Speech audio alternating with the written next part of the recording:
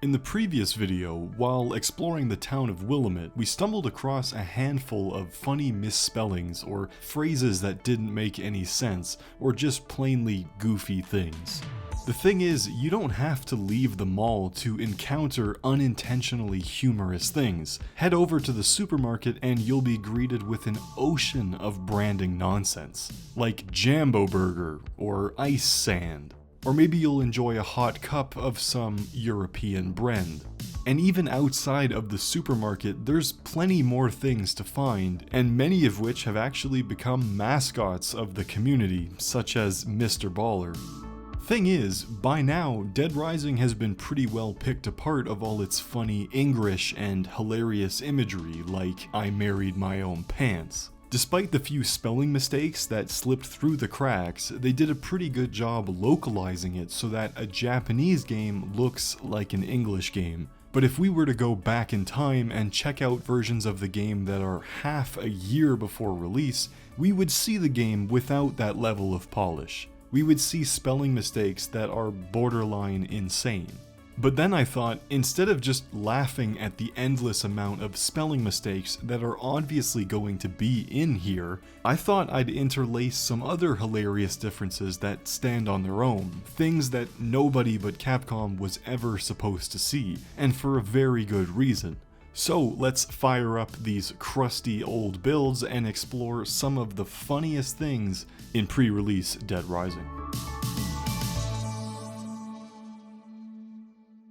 The first version we'll check out is the earliest of the ones we can explore, a build from February of 2006. We'll refer to this as the Vegas demo. This build being the earliest doesn't necessarily mean it has the most humorous differences, it just has the most differences from the final game. The Vegas demo is no stranger to typos, as damn near every sign or storefront in the mall has at least one word that is not quite right. This even extends into the names of weapons like the Boeing Ball. Some favorites of the community from this build definitely have to be the Snister Reed, or this little flag announcing the Fall Book Saul, which has a similar energy to Yardsard. But of course, we could talk about spelling mistakes in here all day long. The developers didn't take the time to properly localize the game yet at this point. I mean, there's literally an achievement called Insert Translated Text here.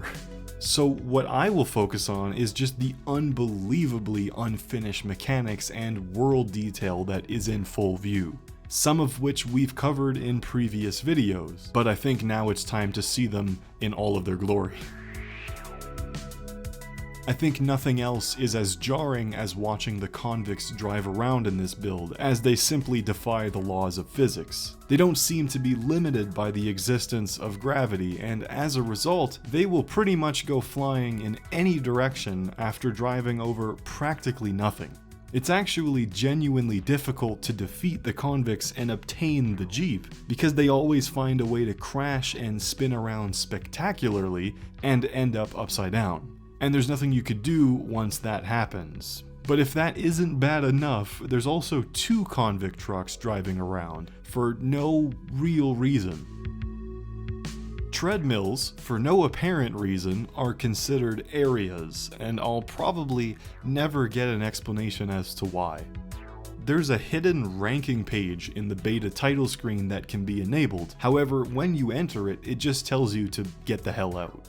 It's actually possible to bypass this, but since we're not connected to Capcom's test server, as it likely doesn't exist anymore, when you actually load the scoreboard, it's just gibberish. I like this new gamertag though, I might use it from now on. This build was made during a time when Capcom was just starting to add achievements into the game, and the only one that they had working so far was called Vertical Jump, which, as you can probably imagine, requires the player to jump. At this point in development, the ability to change Frank's clothing was just an inkling of an idea, and really the only thing that they had working was just the undressing Frank feature. However, it never allows you to remove Frank's shoes, which I thought was strange. So I had a look at the debug menu and tried out the clothing changer, and I figured out why. Frank's lower legs in this build has never been exposed to sunlight for even a mere second, and Capcom knew to hide this from the journalists. I also really like how before Capcom was settled on the final design of the map, they instead used a calendar as its placeholder. And so naturally, when Frank is told that he needs to find medicine for Brad, he looks at a calendar for directions. This is one of my favorite blunders ever. Medicine, huh? So the Las Vegas demo is a really funny version of the game, but it doesn't have a lot in it. It's a really small, cut down version of the game. Therefore, there's only a few things that we can really explore and unintentionally laugh at. So with the Vegas demo out of the way, next we'll move on to a later build of the game, this one being from April of 2006. Now, you'd think that since this build is 2 months newer, it would have much less unfinished nonsense, but actually, it's about 3 times worse. For instance, survivor names are now practically assigned at random, and while we know Carlito as Carlito, when you take a picture of him, you are given literally any name in the game's files. For instance, here I'm told that Otis is actually called Cheryl Jones, which is an interesting choice. Fantastic! The existence of books have finally been added into the game, but not the way that you and I know them. Frank never learned how to read and instead just hits things with them, and it's really not effective. Probably one of the biggest spelling mistakes ever seen in Dead Rising's development is when they accidentally labeled the entrance to Paradise Plaza as Paladise Plaza. Now this would be bad as just a texture spelling mistake, but this is a whole 3D model that is spelled incorrectly. It's a sight to see. Vehicles in this build are pure evil. I don't even know how else to explain it. Physics simply don't apply to them whatsoever. The red car is capable of achieving the speed of light,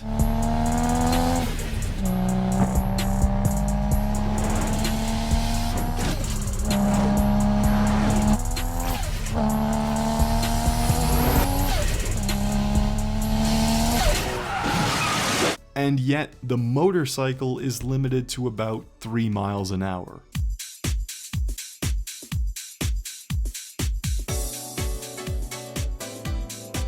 Bruh. Now the motorcycle is a strange one, because if you're loaded into an area where a motorcycle spawns and you press the left bumper, you become the motorcycle. Don't ask me why. And if you hop out of a car while it's still driving, which was a thing you could do back then, the car will just continue to drive on its own forever.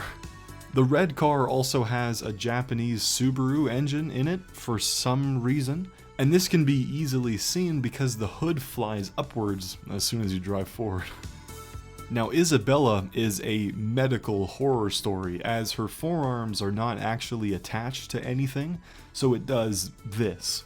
Also, if it isn't obvious, the lighting in Carlito's hideout is not good. Jessie basically refuses to sit in her chair the entire game, and instead opts for the most extreme form of squatting I've ever seen. It's actually very impressive, and definitely a power move. The ability to break glass was a pretty new thing when this build was made, and it wasn't quite working yet. So instead, hitting glass will just print a shattered texture over it an infinite amount of times. But there's probably nothing that will make me laugh harder during Dead Rising's development than the bug that would occur after you rescued Dr. Barnaby, as Jesse and Brad refuse to remove the rope that was tied around him, and even when he wakes up, he's still just sitting there, tied up. He looks so uncomfortable. The intro survivors in Entrance Plaza were basically just props at this stage of development. They weren't even given a name. But by far the best feature is that you were able to push them around, and so naturally I shoved them all into the water. This build is not actually meant to play any further than the food court Carlito battle, as it encounters a crash. It crashes because the build starts to run out of vital game data, like positioning information of characters and whatnot. This build is very early, so it just doesn't know how to react. But that crash can actually be repaired or bypassed, which allows us to play pretty much the rest of the game. However, doing so will allow us to witness literal hell. Otis starts to multiply for some reason. Isabella is completely unconscious and has no interest in walking whatsoever. And also, an inexplicable layer of fog starts to enter the mall like this is Silent Hill or some shit. You can also drive Carlito's truck while he is driving it, and if you hurt him, he'll just T-pose instantly. And, to top it all off, there's 2 military helicopters in the park. However, they don't do anything, they just fly around like it's a racetrack. This build starts to melt the further you try to push it. Mirrors in this build are not from our universe. They act as a portal to another dimension. Especially during the later hours of the game, it's actually really unsettling. This is obviously just a shader bug, but it just looks horrifying. But by far, nothing is more unfinished than the fire extinguisher. In this build, you were still allowed to aim the nozzle in any direction you wanted, just like any previous build before this. However, they completely broke the spraying function, as if you do pretty much anything with it, if you so much as look at it in a strange way, it will start to eject foam out of the bottom of the fire extinguisher. The first time I saw this, I thought I was being pranked. As you can see, while it may seem like Dead Rising was made fairly quickly, and in a way it was, the amount of work that the developers had to put into it to make this game presentable, and to make it feel as timeless as it does today, is nothing short of a miracle. We can laugh at the blunders that plagued the early development of this game, and even the blunders that accidentally slipped into the version we were given. But I think the work that the team put into this game should be celebrated. Dead Rising is a really big game, especially for the time it was made, and for it to be as bug-free as it is today is really amazing. You just don't see that anymore. If for some insane reason you haven't joined the Dead Rising Discord server yet, I highly recommend that you do. When I'm not working on videos, I'm active there, so you can always catch me posting borderline insanity. Thanks for watching, and I'll see you next time.